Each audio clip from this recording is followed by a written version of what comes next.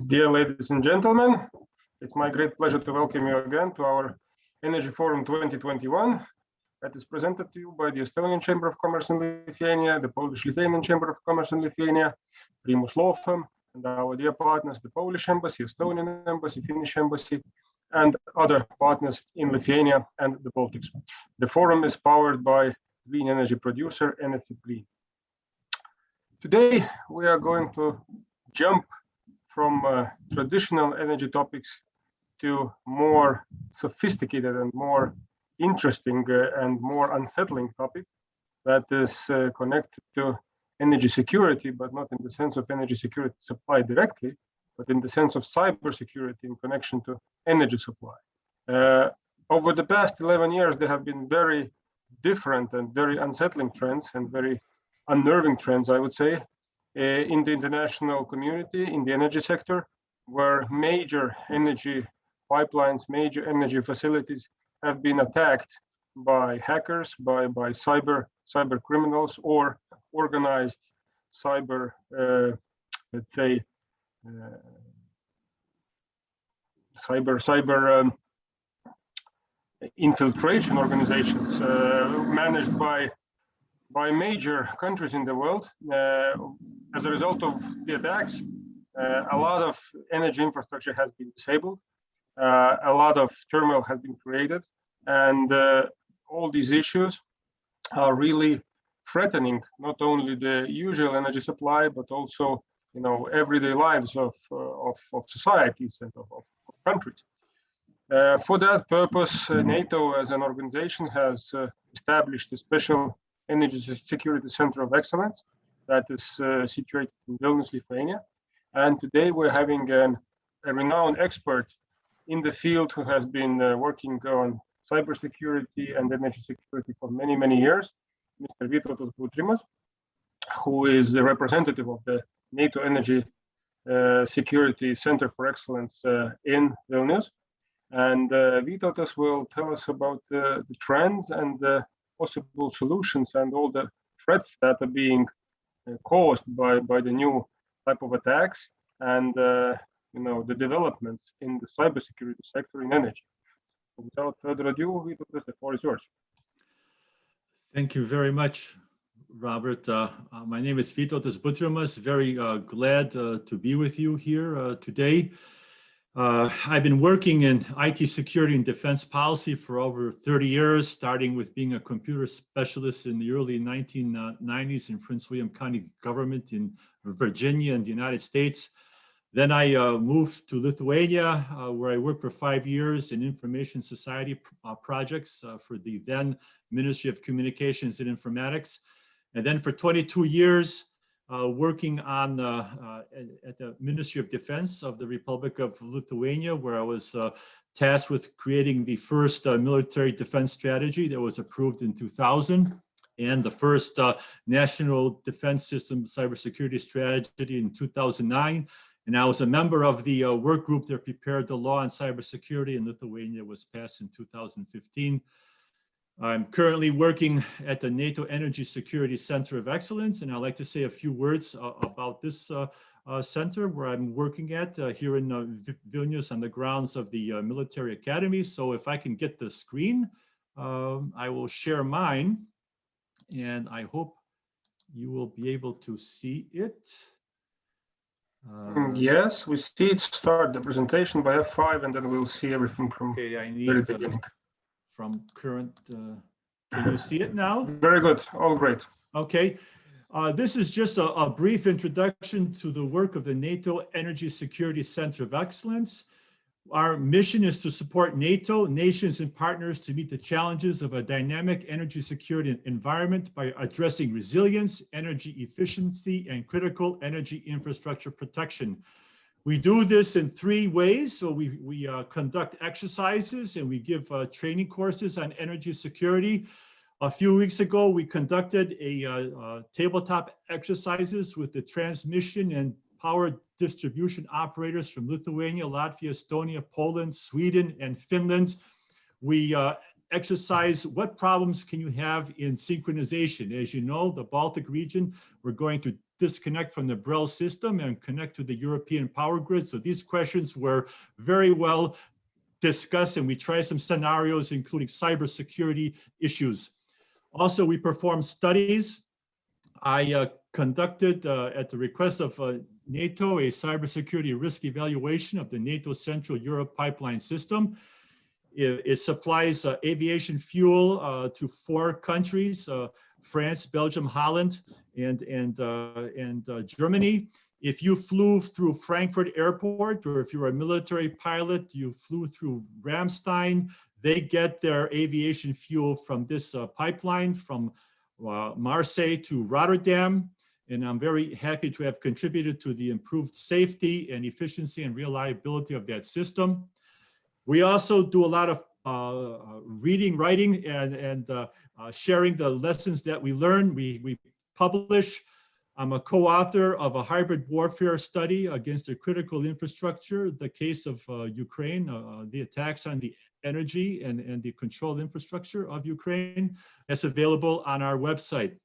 And we also associate with partners. I'm a member of the International Society of Automation, engineering organization, NATO Science and Technology Organization. I'm part of a work group of 80 specialists are preparing a report to NATO on hybrid warfare and energy sector.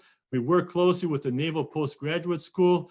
I give courses for the NATO School at Oberammergau. We work with the Center of Excellence in Latvia, Stratcom, and we also have a link with the European Union Joint Research Center.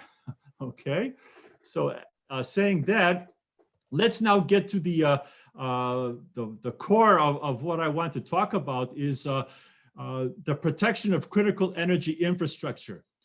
Now, if we look at, this is a rough generic diagram of, let's say, a power company, a hydroelectric operator, a heating company, in a pipeline company, gas pipeline, fuel pipeline.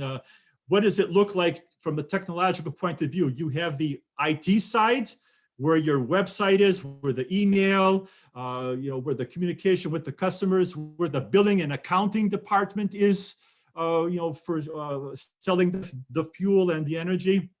And then we have in the middle a place called operational technology. That's where the control room is for a power plant or a pipeline operation. There you might hear the word SCADA being mentioned. It's using a human-machine interface, Windows computer, to look at what's going on to the right side, which is the control system network.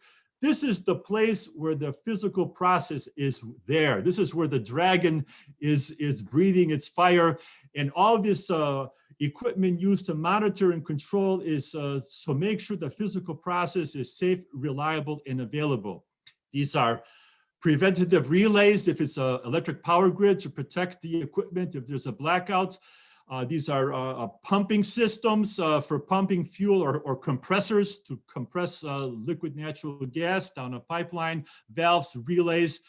PLCs, very important in this area, programmable logic controllers that actually control the pumps and everything else. Is where the physical processing. And what you have to remember, on the IT side, your main effort is to protect the data and the information. The billing and accounting, who you're going to sell the oil to and how much money was paid, all that information, email. To the far right, it's not so important, the physical, the data and the information. What you're trying to control is the physical process. That's what your effort is directed at. So now we know what it is, what we need to protect. Now look at what is being attacked in the last 10 years. Okay, we saw a IT attack on Saudi Aramco in the upper left hand corner. In 2012, a wiper virus erased the hard drives on 30,000 computers for Saudi Aramco. The IT department was hit, the billing and accounting, the oil fields were okay, they were not affected, but the ships were in the harbor saying, how much do we need to load up on the oil? Who is buying? This information was lost. And then we go down at the bottoms, the center, Stuxnet, that happened a few years before. This was a cyber weapon produced and delivered by a state to attack the critical infrastructure of another state, the nuclear enrichment facility. where centrifuges were manipulated. They took over the view and the control from the operator. They didn't do anything to the paperwork and the data, but they took control of the centrifuges and caused them to be damaged, and they lost production. Then you see on the right side in the middle, the two Ukraine attacks. The first attack 2 days before Christmas in 2015, as the operator was watching his control screen for one of the regional power grids, he saw the mouse start to move and went on his control panel and looked at the substations and went click, click, click, opened the breakers at substations, at 30 substations, putting 250,000 people without power before Christmas. And a year later, in December of 2016, part of the capital city of Kiev, also its main feeder substation, they went into, took away the view and control from the operator, and they opened the breakers, and the flow of electricity stopped flowing, and part of the city was blacked out. They said, the analyst said, well, this is not such a big deal. The year before they did 30. Why did they just use 1? But they looked further into the code and they realized they were trying to go after the preventative relays to try to compromise them. When you have a blackout, preventative relays disconnect expensive bulk power equipment like transformers that will take a year to replace, to manufacture, and the cheapest ones are bought from China. There's some supply issues now. If you don't have these preventative relays working, then when you restore power, you can damage a lot of equipment, and instead of bringing power back up in a few hours, it could take weeks and even months to replace some of this really hard to replace equipment. And then we see Saudi Arabia experienced an attack on their petrochemical plant, one of the largest petrochemical plants producing gasoline and diesel fuel and so forth in the world. All of a sudden in June of 2017, the safety systems that are designed to protect the physical process so you don't have any explosions, they tripped and they shut down the plant. And they took out the safety systems, Triconics from Schneider Electric, used all over the world. They took them to Schneider and they said everything is working fine. They put them back in the system again, restarted the plant. And in August, 1 month later, a massive shutdown, more of these safety systems were shut down. And the problem was they didn't have any cyber forensic investigative capability to find out what happened. They knew something was wrong, so they hired cybersecurity people from Australia to come in. They said, you know, for a year, your control system has been compromised, and they were trying to play games with your safety systems. You know, this is what is going on. And the steel mill in Germany, you can read the report by the German government's BSI of a plant shutdown of a steel mill where the operators lost the view and the control of a smelter. They couldn't shut it down, resulted in some physical damage. So this is what we're talking about. So I go to many conferences over the last 30 years. And we were talking about critical infrastructure protection. I visited the White House in Lithuania, the president's office, and we're going over the draft. I was asked to give my view of the draft new national cybersecurity strategy. And never is there an engineer in the room. And you're talking about, you know, what you're left with is with officials with maybe, you know, the IT understanding of what the computer is on their desk, their mobile phone. They think that's the same thing that's in a power station, that's in a pipeline. No, it isn't. The engineers are needed.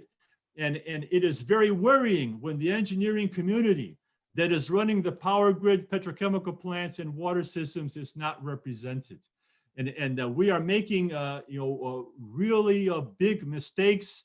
We are asking operators of critical infrastructure who are working with the physical process do things that make very good sense in protecting the cybersecurity of the office and the home computer, but can be very dangerous in an industrial site. You know, one very example I use all the time is the Hatch nuclear reactor shutdown in the United States that happened a few years ago, when an IT security guy was hired to work at this nuclear power station, And he went in the control room and he saw a Windows computer that, look, it doesn't have any Windows updates.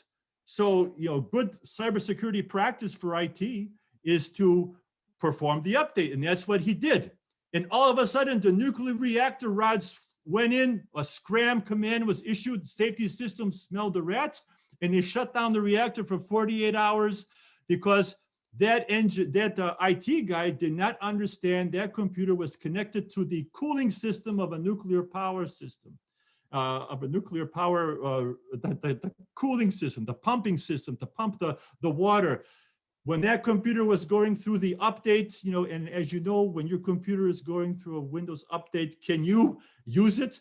So, and the safety system also stopped getting information from this computer, and it just had no choice, but it was automatically programmed. The human could not interfere. It was automatically programmed to shut down the plant. So usually it's very dangerous when an IT person, they say, when an IT person comes to an industrial plant, a power station, you should always be under escort with an engineer to make sure he doesn't press anything. So that's a little bit about what I would like to discuss today. These unsettling trends. This is a summary. There are attempts to disable engineering systems. These are the systems that make our civilization work. These are the systems that make sure the lights go on in the morning when you wake up and the toilet flushes when you use your bathroom. And the food doesn't spoil in the refrigerator.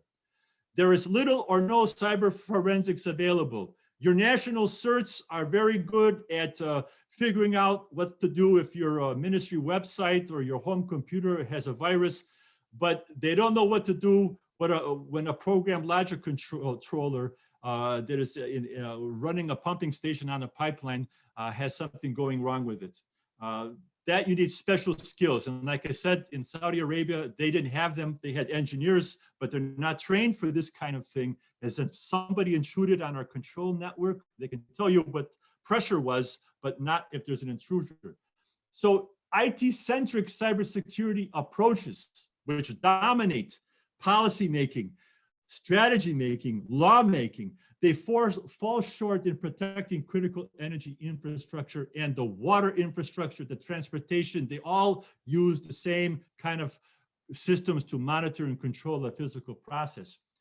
In most cases, victims are compliant with industry standards and best practices. They say, we have an air gap, we're not connected to the internet. But there's I used to do a lot of sailing on sailboats in the old days, and there's like this law of the sea. If there's any weakness on the boat, the sea will eventually find it. And you never know. You have a problem and you ask the manufacturer, you open a window into the network, come in and fix this problem. You open the window, the manufacturer comes in, takes control, fixes it.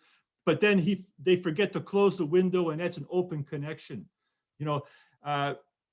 How do you know that you're not connected to the internet? It's one of the big myths. There was a project a few years back called Project Shine. They used the Shodan search engine.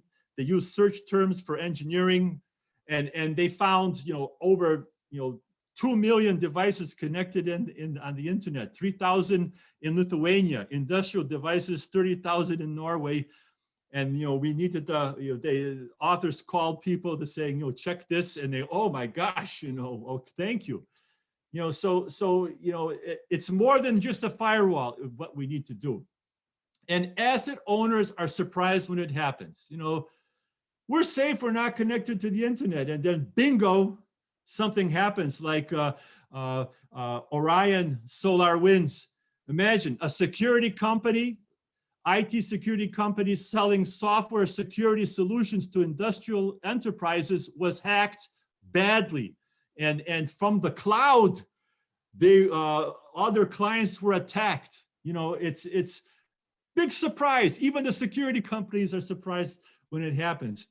And the most sophisticated attempts that go after your engineering systems which is something that we don't talk enough about, is the malicious cyber activity of states that direct their malicious activities against the critical infrastructure of another state. This is a very attractive option. The Ukrainians found out about this.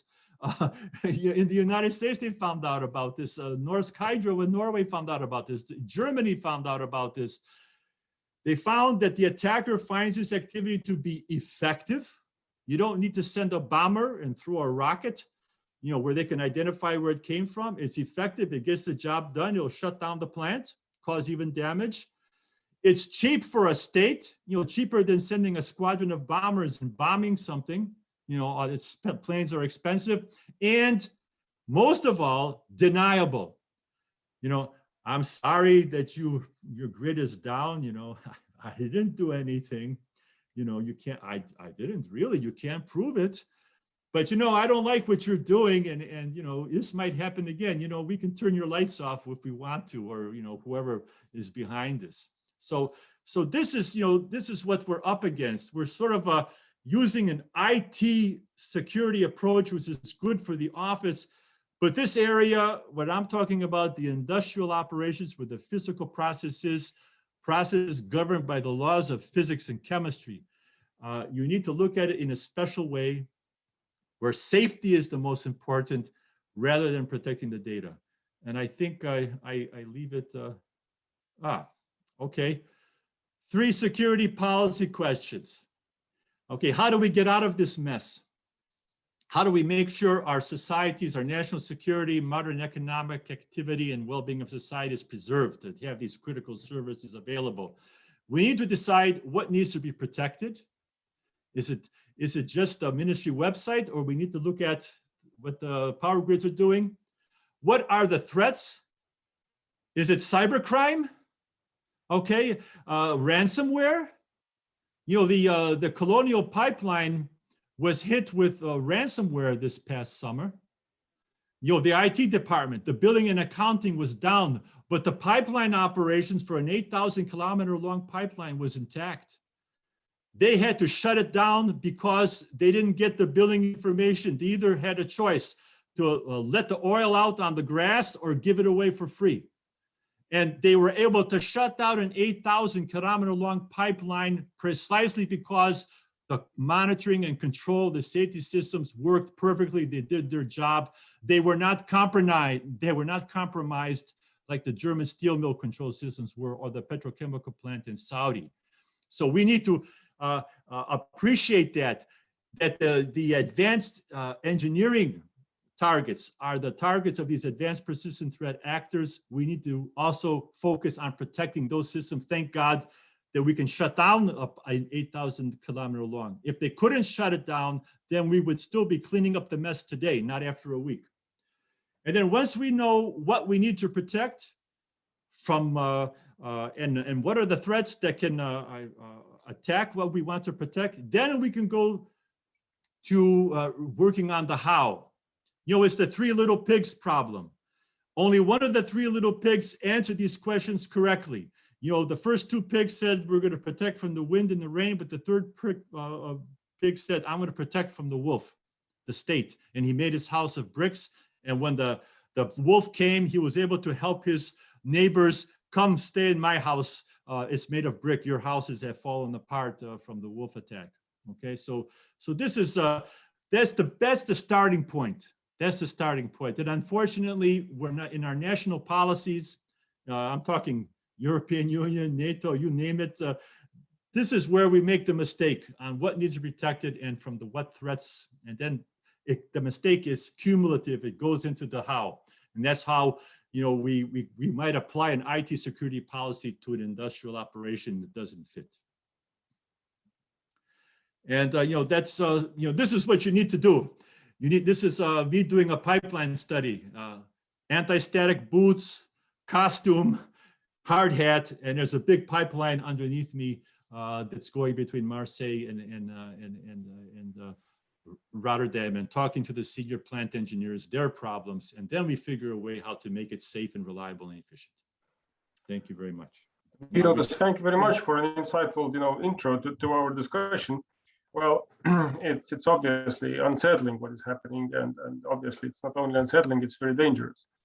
But there is a saying that the most sophisticated security system always fails at one point, which is the person operating the system. You partially mentioned that, but But what is the usual, process or algorithm of attack? Can you elucidate on that a bit more? Well, for one thing, I mentioned I was a member of the I am a member of the International Society of Automation. They have a industrial automation and control system security standard. It's ISA/IEC 62443. And that covers the whole life cycle. You want to build a power plant, how do you design it? What equipment do you install on it? How do you maintain it and make it safe? You need to have a cybersecurity program for the operation. So you just can't go to a workshop and say, I'm going to come back to my power plant and start implementing these things. You need to have a whole approach. And it's not to say it's impossible to do. You're very correct. You can't have 100% security and safety, but you do have a methodology. You do have best practices that are available, and you can lower the risk of something going wrong. And if it does happen, the damage will be minimal, and you can recover from it with the fewest loss of lives and property, and don't have to call the fire and rescue department to help you. That'll lower the probability of that happening. Okay, but still, I mean, what is the most usual, algorithm of attack? Do they send ransomware? I mean, okay. How does it work? I mean, what it is, if you have an advanced persistent threat actor, what they do is they go in quietly. They look for a weakness. Do you have has an engineer left open in a window into the control network over the weekend where he goes home and he wants to watch something on the plant to see it's okay. He comes back, he doesn't close it. There's many ways. Or a vendor comes into your site with a laptop computer that has a diagnostic software and he plugs it into your system. There are many ways. The Stuxnet operation, it was the plant was 50 feet underneath the desert. There was no connection to the internet, but they got in. So the key is they find a way to get in. And then they say, haha, I'm in your system. No, they're like a thief in your house. When they know they're not, you're not home, they go to room to room. Okay, where's the jewelry? What kind of a TV set do they have? Where's the money kept? And we're gonna, come back maybe tomorrow night and we're gonna take everything out. This is what the Ukrainians experience. When they did the forensic investigation of Ukraine, they said, my gosh, before the attack took place on December 23rd, 2015, they were in the system for a year. And that is, in all of these attacks, when they do the investigation, it didn't happen the day of the attack. They look, my gosh, this happened 6 months ago. They broke in through this email attachment or something, or somebody clicked on the website and that started it, and that's they call this attack technique, the phases of attack, but that is you might have some opportunist cyber criminals. They might get in there quick with some ransomware, but that's not going to hurt your industrial operation, because ransomware, you have to understand the engineering for something to work. You have to get in and actually be able to press the buttons. It will knock out your ministry website, your email server, your hospital. Unfortunately, you lose the data, but these take time. It doesn't happen all at once. Just like that, it takes time. So that's to have a very good attack, you have to be a very good professional in the area, as you mentioned. You essentially have to be, you have to have a very good team of engineers to understand the engineering process, which to sabotage. And one of my recommendations is these industrial operations should have an industrial cybersecurity operations center, because you need to have somebody looking. If you don't have somebody looking at the network, what happened in Saudi Arabia, their control system network, the SCADA system network, said everything was working perfectly. Safety systems, everything was working perfectly, but they weren't looking for a cyber intruder. They weren't looking for unusual process flows and unusual equipment behavior that could give away a sign that somebody is playing games in your system that's not authorized. And most of these industrial sites, they don't have anybody looking. In your ministry and the national CERT, they have a dedicated crew looking for these things, but they don't get into the plant floor. They don't get into the power stations. They don't have these capabilities, and that's what is needed. They need to have at least 1 or 2 people trained to help the chief engineer, who might have 3,000 unanswered emails on his phone saying, hey, the Security Operations Center, I don't have time to look at this, but this looks funny. You go take a look and investigate it, okay? Tell me and get back to me.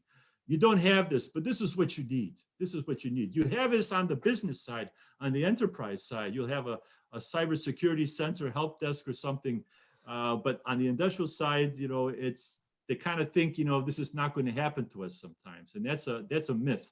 That's, again, a false sense of security. Security through obscurity, they call it. Nobody can understand our complicated engineering. Well, yes, they can, a state especially.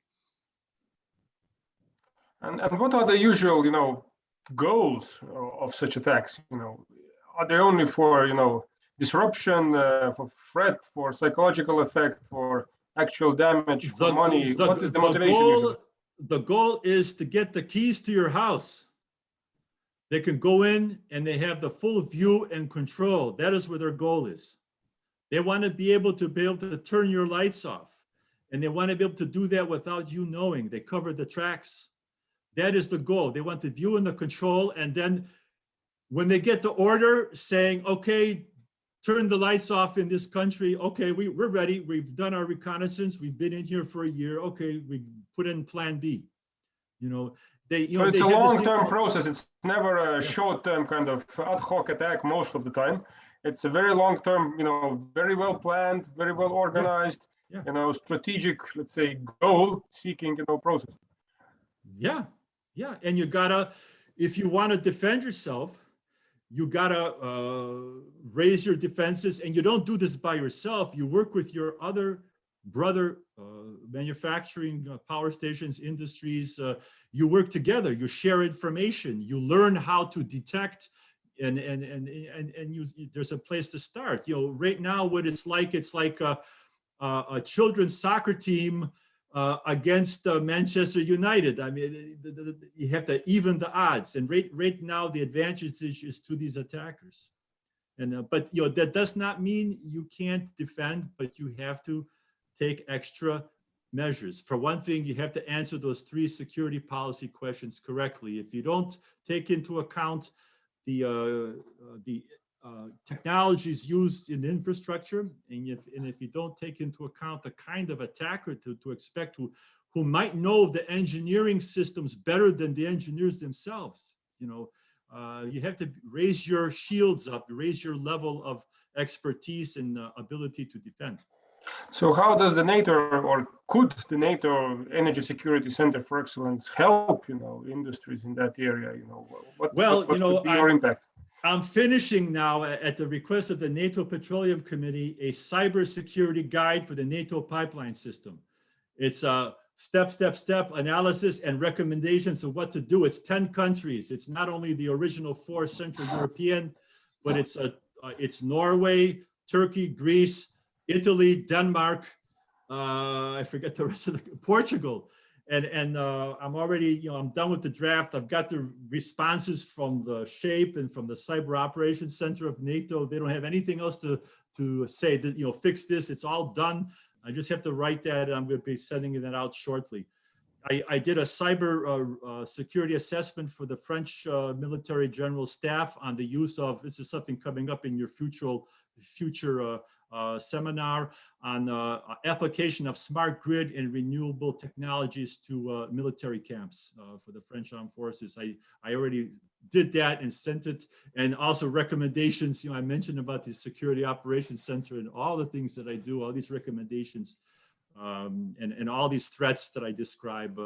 So our center is, and I'm just one person. There's 30 of us in the center. We're doing all this kind of work.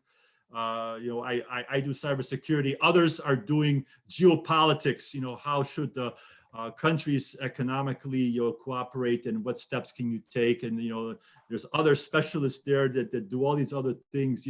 Energy management standard, the ISO 50000 is something that my colleagues work on, how to manage the energy more efficiency according to the standard. So it's a comprehensive approach. But I always say to my colleagues who are working on the ISO 50000 energy management standard, if you want to have a good certificate that means something, make sure you have ISA IEC 62443 for inertial automation and control systems, that your technology base is also going to be solid as well. And then your standard for energy management will be much more better. You won't have as many shutdowns and failures and problems. So as you mentioned, in order to protect yourself, you have to have a very systematic approach, and obviously you have to apply the so-called indirect method, where you essentially look for clues for some irregularities, some indirect clues that something is going wrong and something is not right as it used to be. So it's actually obviously very difficult to establish that. So are there enough, I don't know, people or know-how available at the market, to provide this essentially security service? There's a website called cyborg.us, and there's a website I contributed to one of the definitions of Cyborg. It's a combination of cyber and iceberg, and I use the example of the captain of the Titanic on April of 1912. He was steaming across the North Atlantic with the brand new Titanic unsinkable ship. And he heard from his fellow ship captains in the area. Other ships were sailing in that same area, and they were giving each other reports. And the ship captain of the Titanic also read this report saying, danger, we see icebergs ahead, and it's not safe. We're going to shut down the engines for the night, and we're going to sit still until the morning when there's light, and we're going to proceed again because it's too dangerous. For some reason, the captain of the Titanic got these warnings. Okay, I gave a lot of warnings in this presentation, and I give a lot of warnings in 30 years of working in government work groups and committees and task forces. And for some reason, when it gets to this industrial side, people's eyes glaze over, and for some reason, there's no corrective action that's taken. It's like the captain of the Titanic, you boom, and then you say, okay, now we have to design a different kind of ship. It is sinkable after all. And this is, I call it cyborg thinking. When I sat once preparing the National Defense System Cybersecurity Strategy, and I was raising this issue of process control networks. And my IT people were mad at me saying, what the hell are you talking about process control? It's included in the strategy. I go, no, it isn't, because you're thinking data protection. I'm thinking physical process protection. And that's a cyborg that I had to deal with, which I couldn't crack for that time and when I was active there. But this is the problem.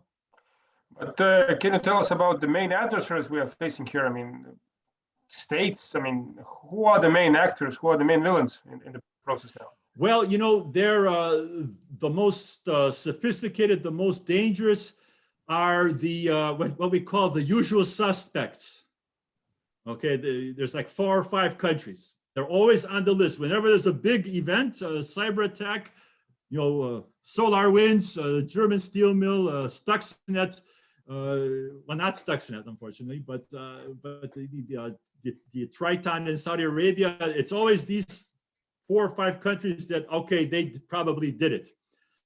But so it's what, China, Russia, what? Yeah. But we call these the usual suspects. But I always think back, if you ever seen the film Casablanca in 1941 with Humphrey Bogart, Ingrid Bergman, you know how it ends? The bad guy is shot by Rick Blaine, the American. He's shot and killed in front of the French prefect of police, Reynaud.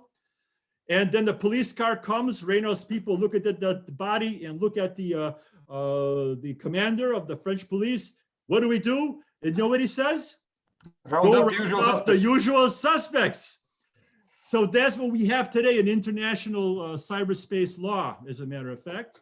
And, Belgacom was hit badly. Belgacom is an internet service provider for Belgium, of course, where Brussels, NATO headquarters and European Union headquarters.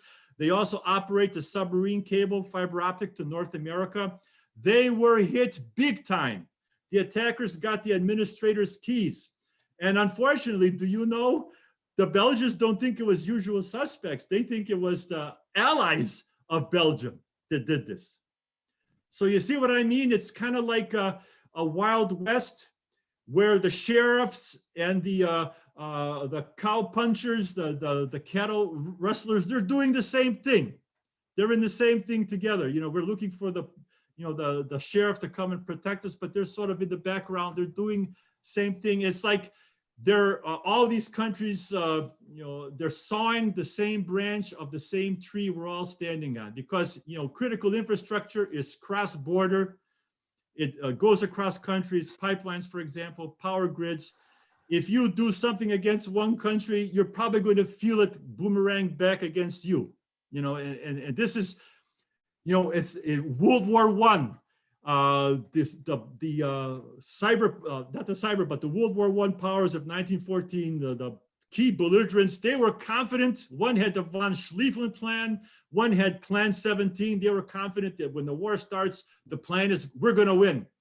But the thing they did not take into account was technology, the machine gun, poison gas, aerial bombing, torpedoes, submarines. That ruined both plans. And you had 4 years of bloody 20 million people dead and ruined economies that started the stage for World War II because they were overconfident. They didn't take advantage of the technology. And that's how countries are taking, all these cyber commands. There must be 120 cyber commands in the world. What are they doing? They say it's cyber defense, but cyber defense and cyber offense are exactly the same. Cyber spying, you are a cyber spy, you break into a system, you have a cyber sabotage hat, a cyber spy hat with the glasses. If you want to become a cyber sabotage, you take the hat off, put your helmet on, and you press the enter key, and you become a saboteur. You start destroying things. That's no difference. It's just a matter of pressing the enter key. If you're a spy in cyber or you want to sabotage using cyber, we're very good. What is your prediction? I mean, will the situation get worse? Are there any unfortunately, possibilities to get better? The Cyborg, the captain of the Titanic mentality is dominant. And, what it usually takes is like a big event, like a September 11th, when the war on terrorism got serious, was after a tragedy. And then everything becomes crystal clear, just like the designers of the Titanic became crystal clear. You can't do it this way anymore. But it came after a disaster. So I'm a little pessimistic. The IT side is going to survive a little bit better, your home office, ministry computers and databases, but they're not going to have the electricity and they're only going to have one flush of the toilet. You can read a nice book called Blackout by Mark Ellsberg. It was based upon a German Bundestag study of what would happen to the European power grid if they lost power for 2 weeks. And and he uses his data to make this thriller. It starts with smart meters. The smart meters are attacked, and it just starts the process of the novel. It's a nice thriller, but unfortunately, I'm a little bit pessimistic because I've been doing this for 30 years, and I go to these meetings still, and I see the mindset is captain of the Titanic. Everything is fine. We can ignore what's going on here. That happened in Ukraine. It can't happen to us, even though Sweden makes ABB. ABB was attacked. Lithuania used ABB. Sweden used ABB for power grid control. They're using it as a laboratory. It's not going to affect us. No, that's the Titanic thinking. Cyborg theory. Cyborg.us. Go look at it. You can see the 4 definitions. Well, indeed, it's a very unsettling trend. So, in fact, I have to admit that obviously we could, continue talking about the topic for hours, because it's really very, very, sensitive and very interesting topic, and it encompasses everything. Last year at this time, I gave an 18-hour over 3 days course. It was online. Topic was Introduction to Industrial Cybersecurity. They liked it. I got good reviews for it. But it was for a major energy company in the Baltics, a pipeline operator. Well, but I can only be glad that somebody like you and your colleagues at NATO NATO Energy Security Center are working on that and putting up the red flags, where they have to be. So that's the first work. Our mission statement: we're here to help NATO nations, and Lithuania, Latvia, and Estonia are NATO nations. Sweden, not Sweden, but and partners. So that includes Sweden and Finland and other countries. We're here to act as a hub of expertise. And again, I emphasize the cyber a lot. We don't just do cyber and energy, but we do geopolitics, we do standards, we do a wide area, renewables, what to do with hydrogen, nuclear energy, where is it going? We can give you a lot of help. Just give us a call, send us an email. Thank you very, very much. I'm sure we will have another, interview with you on related, but a bit. Oh yeah, we published topic. An article on the hidden costs of solar panel manufacturing. So I'm looking forward to that. December 2nd, I think. Exactly. So I'm very excited to have you back on our channel. And obviously, thank you very much, Mr. Vytautas Butrimas, for a very exciting and very informative presentation here today. We all learned a lot. I hope we will not experience what you have just told us in at least in the recent future or in the near future. This month, this is the last presentation of October. I've done 7 presentations at meetings. I was in Stockholm on Monday. I spoke to 2- and 3-star NATO generals earlier in the month, and so I'm hoping the message gets across that we don't have to have that bad day. We do have the time, and thank you very much for. I think you're going to contribute to make sure that we don't have that bad day. This beautiful, wonderful energy forum. I wish I knew about it sooner. It's all our common task, to inform the persons, involved in the process and responsible for the process, as well as wider society about the ongoing trends, ongoing situations, what is threatening us, what are the opportunities, where can we go, what can we do, where to invest, what to achieve, so to say, to make the situation better. So with that, I really would like to thank you for a very, very exciting presentation here today. And I wish all our viewers and listeners to stay tuned to our channel. As discussed, we are on YouTube, and you can find us on YouTube under Energy Forum. Please subscribe, and you will always be connected and always receive the latest information for our Energy Forum 2021. I was your host, Robert JUODKA, and Vytautas, yes? Please remember that everything I said is not the official view of NATO or the Ministry of Defense, okay? Just so they don't hang me tomorrow, okay, for what I said. This is based on my experience, but these are your personal thoughts and your personal insights on the topic. So that is obvious, So in that sense, we are. I forgot to say that in the beginning. We are a non-governmental organization, essentially not representing any government per se in such capacity, I would say. So definitely, everything what you said is an informative purpose. Thank you. Only, so to say, and as I said, we all hope that what you said will not come true, and I hope you are the first, to believe that and hope for that. Okay, I'm hoping. So once again, thank you, everyone. Thank you for watching, and our next speaker will join us as always next Thursday, and we will continue our discussion on very exciting energy topics in our Energy Forum 2021. Thank you very much. Stay tuned.